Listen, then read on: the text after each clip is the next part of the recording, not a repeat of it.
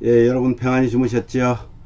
오늘은 그래도 이제 감기가 뭐 거의 사라진 것 같습니다. 그런데 아직도 조금 여전히 남아 있는데요. 아유, 감기 걸린 분들이 참 많아요. 우리 그 효사랑 시니어 대학에 가봤더니 거기도 역시 마찬가지로 거의 절반 되는 분들이 감기에 걸리셨더라고요. 혹시 코로나인지 여러분 검사를 꼭 해보시길 바라고요. 코로나일 때는 꼭 병원으로 가셔서 약을 처방받는 것이 참 좋습니다. 감기는 이제 집에서 쉬시면서 드시면 되는데 이런 약이 괜찮더라고요. 제가 지금 먹고 있는 데일리 큐 이런 약들을 드시면서 빨리 회복하시기를 바랍니다.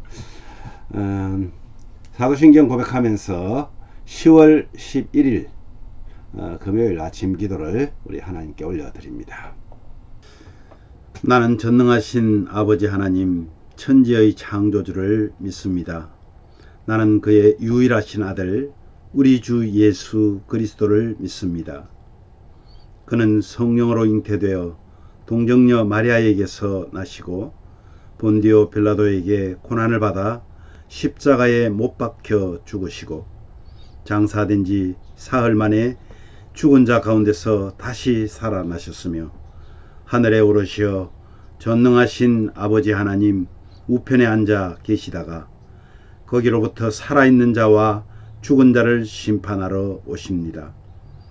나는 성령을 믿으며 거룩한 공교회와 성도의 교제와 죄를 용서받는 것과 몸의 부활과 영생을 믿습니다. 아멘. 찬송가 94장 주 예수보다 더 귀한 것은 없네. 우리 함께 찬양합니다.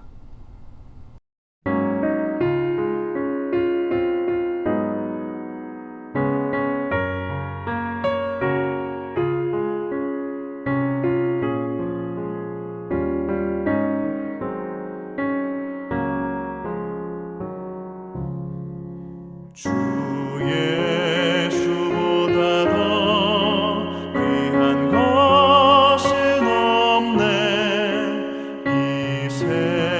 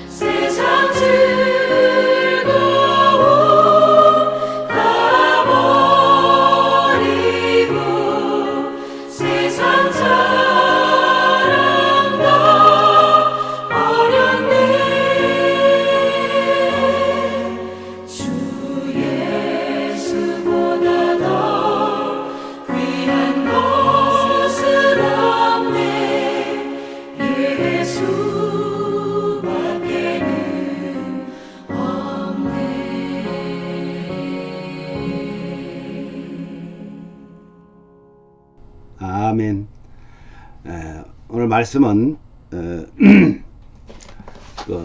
호세아 9장 1절에서 9절 말씀입니다. 호세아 9장 1절에서 9절 말씀인데 그 중에서 7절과 8절을 우리 한 목소리로 봉독을 합니다. 보라, 그들이 멸망을 피하여 갈지라도 애굽은 그들을 모으고 노은 그들을 장사하리니 그들이 은은 귀한 것이나 찔레가 덮을 것이요 그들의 장막 안에는 가시 덩굴이 퍼지리라. 형벌의 날이 이르렀고 보응의 날이 온 것을 이스라엘이 알지라. 선지자가 어리석었고 신에 감동하는 자가 미쳤나니 이는 내 죄악이 많고 내 원한이 큼이라. 아멘. 좀 약간 두려운 생각이 들지 않습니까? 가시덩굴이 퍼지는 이런 느낌은 에덴 동산에 가시가 있어서 땅을 황폐하게 만들어버리는 그런 느낌이 납니다. 하나님을 떠나서 음행을 하고 음행의 값을 좋아한 백성은 하나님의 땅에 살지를 못합니다. 그들은 애굽과 아수르에서 더러운 것을 먹고 하나님의 절기의 제물을 드리지 못할 것이다. 그렇게 말합니다. 이스라엘은 형벌의 날이 이런 것을 알아야 하는데 하나님은 기브아 시대와 같은 그런 부패함을 기억하시고 벌할 것이다. 오늘 이런 내용입니다. 여러분, 오늘 제가 제목을 죄악 심판의 형벌의 날이라는 그런 제목을 가졌는데요. 우상 숭배의 결말은 이렇습니다. 하나님의 백성이 예배할 대상은 오직 하나님이십니다. 그죠? 그런데 북이스라엘 백성들은 하나님을 떠나서 바알 축제에 참여해서 그들과 함께 음식을 먹고 그리고 성적 문란함과 방탕함에 자신들의 영혼을 팔아버렸다. 이렇게 표현합니다. 그로 인해서 하나님은 새 포도주와 각종 곡식을 모두 빼앗으실 것이고 백성의 삶에는 기근이 찾아올 것이라고 경고하고 있습니다.